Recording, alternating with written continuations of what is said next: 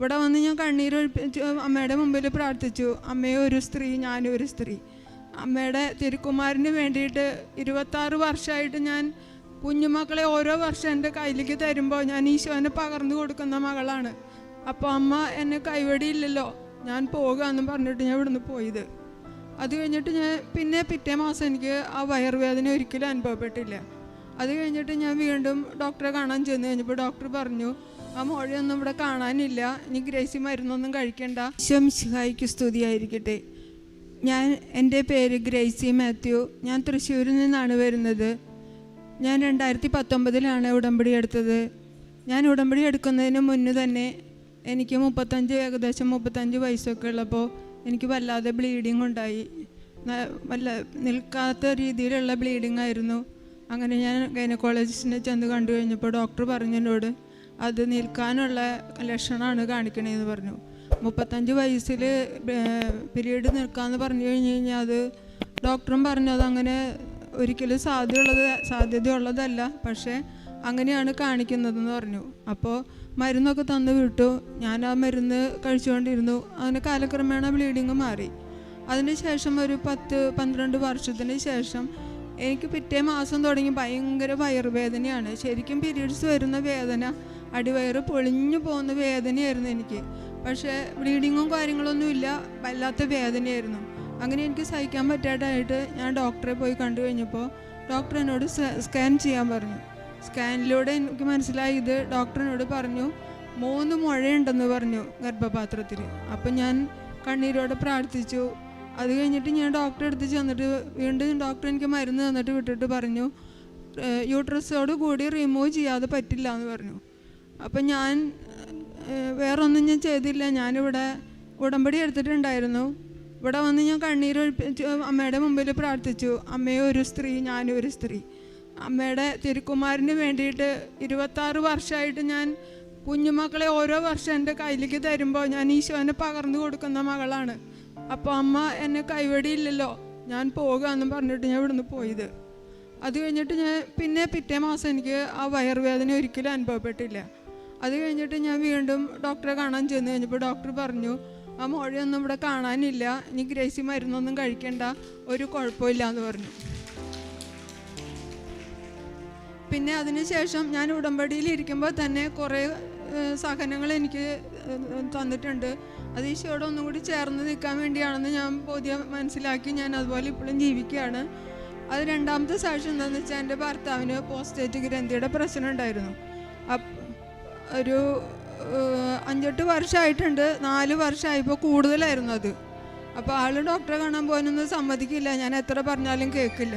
അങ്ങനെ അല്ലാതെ ബ്ലീഡിങ് ആയി, യൂറിൻ പാസ് ചെയ്യാൻ പോകാൻ പറ്റാതെ അവസ്ഥയായി, ഭയങ്കര വേദനയായി. അപ്പോൾ ആൾ തന്നെ എന്നോട് അങ്ങോട്ട് പറഞ്ഞു, നമുക്ക് ഡോക്ടറെ കാണാൻ പോകാമെന്ന്. അങ്ങനെ ദയാ ഹോസ്പിറ്റലിൽ പോയി ഡോക്ടറെ കണ്ടു. ഡോക്ടർ പറഞ്ഞു, ഇനി വെച്ചുകൊണ്ടിരിക്കാൻ പറ്റില്ല, ഒരു നിമിഷം പോലും വെച്ചുകൊണ്ടിരിക്കാൻ പറ്റില്ല, നമുക്ക് എത്രയും വേഗം ഓപ്പറേഷൻ ചെയ്യണമെന്ന് പറഞ്ഞു. ഞാനപ്പോൾ വേഗം ഒപ്പിട്ട് കൊടുത്തു. ഓപ്പറേഷൻ കഴിഞ്ഞ് കഴിഞ്ഞപ്പോൾ ഡോക്ടർ ഓപ്പറേഷൻ ചെയ്തുകൊണ്ടിരിക്കുന്ന സമയത്ത് എന്നെ വിളിച്ച് ഡോക്ടർ പറഞ്ഞു, ഇത് പോസിറ്റീവ് ആവാനുള്ള സാധ്യതയാണ് കാണുന്നത്, അതുകൊണ്ട് നമുക്ക് എന്താ ചെയ്യേണ്ടതെന്ന് ആലോചിക്കാം, എന്തായാലും നമുക്ക് ബയോപ്സിക്ക് അയക്കാമെന്ന് പറഞ്ഞു. അപ്പോൾ ബയോപ്സിക്ക് വിടാൻ ഞാൻ സമ്മതിച്ചു, ഞാൻ ഒപ്പിട്ട് കൊടുത്തു. അത് കഴിഞ്ഞിട്ട് ഞാൻ വീണ്ടും ഇവിടെ വന്നു, അമ്മേനെ കണ്ടു, അമ്മയുടെ അടുത്ത് പ്രാർത്ഥിച്ചു. അമ്മയോട് ഞാൻ പറഞ്ഞു, അമ്മ എൻ്റെ പ്രാർത്ഥന കേട്ടില്ല, എൻ്റെ വേദനയും വിഷമങ്ങളൊക്കെ അമ്മ കേട്ടു, എനിക്ക് വേറെ ആരുമില്ലെന്ന് അമ്മയ്ക്കറിയാമല്ലോ, എൻ്റെ ഭർത്താവിന് എന്തെങ്കിലും പറ്റിക്കഴിഞ്ഞ് കഴിഞ്ഞാൽ ഞാൻ തന്നെയുള്ളൂ എന്ന് അമ്മയ്ക്കറിയാമല്ലോ. അപ്പോൾ ഞാൻ ഇവിടെ കണ്ണീരോടുകൂടി പ്രാർത്ഥിച്ചു. ഞാൻ എല്ലാ ദിവസവും മുടങ്ങാതെ എത്ര ഔഷധം ഉണ്ടെങ്കിലും എത്ര രോഗം ഉണ്ടെങ്കിലും കൃത്യം 5:30 എന്ന് പറഞ്ഞ് ഞാൻ അത് എഴുന്നേറ്റിരിക്കും. വേറൊരു പ്രാർത്ഥനയും ചെല്ലാൻ പറ്റിയില്ലെങ്കിലും ഞാൻ പ്രത്യക്ഷീകരണ പ്രാർത്ഥന ഒരിക്കലും ഞാൻ മുടക്കില്ല. എപ്പോഴെങ്കിലും ഗ്യാപ്പ് കിട്ടിയാലും ഞാൻ ബൈബിള് വായിക്കും. ഞാൻ യൂട്യൂബിലും അങ്ങനെ മൊബൈലിൽ എന്തെങ്കിലുമൊക്കെ കോമഡികളാണ് അധികം കാണാറ്. അങ്ങനെയൊക്കെ ഞാൻ എൻ്റെ സമയമൊക്കെ വെറുതെ ഞാൻ ഉഴപ്പി കളഞ്ഞിട്ടുണ്ട്. പക്ഷേ ഉടമ്പടി അതിന് ശേഷം എനിക്ക് കിട്ടാവുന്ന സാഹചര്യത്തിലൊക്കെ ഞാൻ ബൈബിള് കൈ പിടിച്ച് കൊണ്ടുപോകാൻ പറ്റിയില്ലെങ്കിലും ബസ്സിലിരിക്കുമ്പോഴൊക്കെ ആയാലും എൻ്റെ മൊബൈലിൽ ഞാൻ ഡൗൺലോഡ് ചെയ്തിട്ടിട്ട് അത് ഞാൻ വേറൊരു സാഹചര്യം ചിന്തിക്കില്ല, ഞാൻ അപ്പോൾ തന്നെ ബൈബിൾ എടുക്കും, മൊബൈലിൽ നോക്കി അത് വായിച്ചുകൊണ്ട് നടക്കുമായിരുന്നു. അങ്ങനെ റിസൾട്ട് വന്നു, ബയോപ്സിയുടെ ടെസ്റ്റ് റിസൾട്ട് വന്നു കഴിഞ്ഞപ്പോൾ ഡോക്ടർ വിളിച്ച് പറഞ്ഞു, ഇനി മത്തായിക്ക് കുഴപ്പമൊന്നുമില്ല, നെഗറ്റീവാണ്, റിസൾട്ടിൽ നെഗറ്റീവാണ് കാണിക്കുന്നതെന്ന് പറഞ്ഞു. ഇപ്പോൾ 4-5 വർഷമായി എൻ്റെ ഭർത്താവിന് ഇപ്പോൾ ഒരു കുഴപ്പമില്ല, ആൾക്കൊരു പ്രശ്നവുമില്ല. ഡോക്ടർ പറഞ്ഞതുപോലെയുള്ള പോസിറ്റീവായിട്ടുള്ള ക്യാൻസറിൻ്റെ ലക്ഷണങ്ങളൊന്നും, അതെ, ബ്ലീഡിങ് നന്നായിട്ടുണ്ടായിരുന്നു, അതൊന്നും ഇപ്പോൾ ഇല്ല. ഇപ്പോൾ നല്ല ഒരു കുഴപ്പമില്ലാതെ ആരോഗ്യവാനായിട്ട് എൻ്റെ ഹസ്ബൻഡ് നടക്കണം. പിന്നെ ഞങ്ങൾക്കൊരു സ്ഥലം പട്ടയം കിട്ടാനുണ്ടായിരുന്നു. അപ്പോൾ ഒരു 65-70 വർഷമൊക്കെ പഴക്കമുള്ള സ്ഥലമാണത്. അത് ഞങ്ങൾ വാങ്ങിക്കുമ്പോൾ ഇപ്പോൾ 10 വർഷമൊക്കെ ആയിട്ടുണ്ട്. ആളുടെ കയ്യിൽ നിന്ന് വാങ്ങിക്കുമ്പോൾ അതിന് പട്ടയം ഉണ്ടായിരുന്നില്ല, കൈവശരേഖ മാത്രമേ ഉണ്ടായിരുന്നുള്ളൂ. അപ്പോൾ അങ്ങനെ ഇരിക്കുന്ന സമയത്ത് എനിക്ക് സ്ഥലം കച്ചവടമാക്കാതെ എനിക്ക് നിവൃത്തിയില്ലാത്ത അവസ്ഥ വന്നപ്പോൾ ഞാനത് കച്ചവടം ആൾക്കാർ വരും, അവർ വന്നിട്ട് പറയും പട്ടയില്ലാത്തതുകൊണ്ട് ഞങ്ങൾക്ക് എടുക്കാൻ പറ്റില്ല എന്ന് പറഞ്ഞു പോകും. അങ്ങനെ ഒരു ദിവസം ഞാൻ ഇവിടെ അമ്മയുടെ അടുത്ത് വന്നു. അമ്മയുടെ അടുത്ത് പ്രാർത്ഥിച്ചിട്ട് അമ്മ എന്നോട് എൻ്റെ ഉള്ളിൽ ഏശയ്യ 45:2-3 എനിക്ക് വചനം തന്നു. അതുകൊണ്ട് ഞാൻ പോയി. എന്നിട്ട് ഞാനത് താലൂക്ക് ഓഫീസിൽ പോയി. എൻ്റെ ഉടമ്പടി കാശിരോ എപ്പോഴും ഞാൻ കയ്യിൽ പിടിച്ചിട്ടുണ്ടായിരുന്നു. അതുകൊണ്ട് ഞാൻ പോയി അവിടെ ചെന്ന് മാഡത്തിനെ കണ്ടു കഴിഞ്ഞിട്ട് ഞാൻ അങ്ങനെ പറഞ്ഞു കഴിഞ്ഞപ്പോൾ മാഡം എൻ്റെ അടുത്ത് പറഞ്ഞു, ഒരു തടിയം ബുക്ക്, ഇത്ര വലിപ്പമുള്ളൊരു വലിയ തടിയം ബുക്ക് എടുത്തിട്ട് എൻ്റെ കയ്യിൽ തന്നിട്ട് പറഞ്ഞു, അതിലുണ്ടോയെന്ന് നോക്കിക്കോളാൻ പറഞ്ഞു, അല്ലാണ്ടൊരു സാധ്യതയില്ലെന്ന് പറഞ്ഞു. ഞാനത് തെരഞ്ഞ് മറിച്ച് നോക്കി ഞാൻ ഈ അമ്മയുടെ കാശിരൂപ എൻ്റെ കയ്യിൽ മുറുകെ പിടിച്ച് ഓരോ ഏട് തുറക്കുമ്പോഴും അമ്മേൻ്റെ അതിലുണ്ടാവണേന്ന് പറഞ്ഞ് ഞാൻ പ്രാർത്ഥിച്ചുകൊണ്ട് വിശ്വാസപ്രമാണം ചൊല്ലിയിട്ടാണ് ഞാൻ മറിച്ചുകൊണ്ടിരുന്നത്.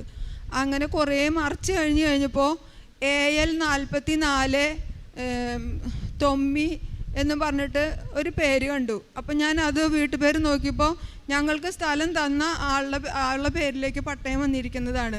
ആരും എന്നെ സഹായിക്കാനുണ്ടായില്ല. വീട്ടുകാർ പോലും പറഞ്ഞു അതിനി കിട്ടാൻ പോണില്ല, ഇത്രയും വർഷമായി ഇതല്ലേ, അത് പോയത് തന്നെയാന്ന് പറഞ്ഞു. പക്ഷേ ഞാൻ എൻ്റെ അമ്മേനെ മുറുകെ പിടിച്ചു. അമ്മയ്ക്ക് ചോദിക്കാൻ അസാധ്യമായിട്ട് ഒന്നുമില്ലെന്ന് എനിക്ക് ഉറപ്പായി. ഞാൻ അവരെ തന്നെ വിളിച്ച് പ്രാർത്ഥിച്ച് ഞാൻ താലൂക്ക് ഓഫീസിൽ ചെന്ന് മാഡത്തിനോട് ഞാൻ പറഞ്ഞു, ഇതേ പേര് കാണാണ്ട് ഇതാണെന്ന് പറഞ്ഞു. അപ്പോൾ എൻ്റെ ഹസ്ബൻഡിൻ്റെ പേരിലാണ്. അപ്പം മത്തായി എന്നും പേര് താഴെ കാണുന്നുണ്ട്, കെയർ ഓഫ് എന്നും പറഞ്ഞു. അപ്പോൾ അത് കാണിച്ചു കൊടുത്തു കഴിഞ്ഞപ്പോൾ മാഡം പറഞ്ഞു, ഓക്കെ നിങ്ങൾ അപേക്ഷ വെച്ച് തന്നോളാൻ പറഞ്ഞു. അപേക്ഷ വെച്ച് കൊടുക്കാൻ ചെല്ലുമ്പോൾ അറിയണത് എന്താണെന്ന് വെച്ചാൽ ഈ തന്ന ആളുടെ ഒപ്പ് വേണം, എന്നാലാണ് പട്ടയം കിട്ടുള്ളൂ. ഈ ആളുടെ ഒപ്പ് ചോദിച്ച് ഞാൻ ചെന്ന് കഴിഞ്ഞപ്പോൾ അവിടെ കുറച്ച് പ്രശ്നങ്ങളൊക്കെ ഉണ്ടായി. ആളെ ഒപ്പിട്ട് തരില്ല എന്ന് പറഞ്ഞു. ഞാൻ വീണ്ടും ഇവിടെ വന്ന് അച്ഛനെ കാണാൻ എനിക്ക് ആ സമയത്ത് എനിക്ക് സാധിച്ചു. അച്ഛനോട് ഞാൻ പ്രാർത്ഥിക്കാൻ പറഞ്ഞു, കാര്യങ്ങൾ പറഞ്ഞു വെച്ചപ്പോൾ അച്ഛൻ അമ്മേനെ മുട്ടിച്ച് എനിക്കൊരു കാശുരൂപം തന്നിട്ടുണ്ടായിരുന്നു. ആ കാശുരൂപം ഞാൻ കൊണ്ടുപോയിട്ട് തോട്ടത്തിൽ മണ്ണിനടിയിൽ കുഴിച്ചിട്ടിട്ട് പച്ചത്തിരി കത്തിച്ചിട്ട് അവിടെ നിന്ന് ഞാൻ കൃപാസനം പ്രത്യക്ഷീകരണ പ്രാർത്ഥനയും ചൊല്ലി വിശ്വാസപ്രമാണവും ചൊല്ലി ഉപ്പും ആ തോട്ടത്തിൽ ഫുള്ളും വെതറിയിട്ടു. 8 ദിവസം കഴിഞ്ഞപ്പോഴത്തേക്കും എനിക്ക് പട്ടയത്തിൻ്റെ കാര്യങ്ങൾക്കൊക്കെ പേപ്പറുകളൊക്കെ ശരിയാക്കാനുള്ള സാക്ഷ്യം കിട്ടി. എനിക്ക് ഒരു 2-3 മാസത്തിനുള്ളിൽ വേറെ ഒരു തടസ്സങ്ങളും കൂടാതെ അമ്മയും ഈശോയും കൂടി എനിക്ക് പട്ടയം ശരിയാക്കി തന്നു. ആ പട്ടയത്തിൻ്റെ പകർപ്പ് ഞാൻ അവിടെ കൊണ്ടുവന്നിട്ടുണ്ട്. ഇപ്പോൾ ദൈവകൃപയാൽ എല്ലാ അനുഗ്രഹങ്ങളും അമ്മ എനിക്ക് തന്നുകൊണ്ടിരിക്കുന്നത്, ചെറുതും വലുതുമായ അനുഗ്രഹങ്ങൾ അമ്മയും തിരുക്കുമാരനും കൂടെ എനിക്ക് നൽകിക്കൊണ്ടിരിക്കുന്നുണ്ട്. ഉടമയിൽ വിശ്വസ്തയോടുകൂടി ജീവിക്കാൻ സാധിക്കുന്നിടത്തോളം ഞാൻ ചെയ്യുന്നുണ്ട്. പരമാവധി ഞാൻ പത്രം വാങ്ങിക്കുകയും കുറേ സ്ഥലത്ത് നിന്ന് ഇത് അങ്ങനെയാണ് ഇങ്ങനെയാണ് ഞങ്ങൾക്ക് വേണ്ട ഈ പത്രം, ഇത് ഇഷ്ടം പോലെ കിട്ടുന്നുണ്ട് അങ്ങനെയൊക്കെ പറയും. ഞാൻ ഹോസ്പിറ്റലിൻ്റെ പേര് പറയണില്ല.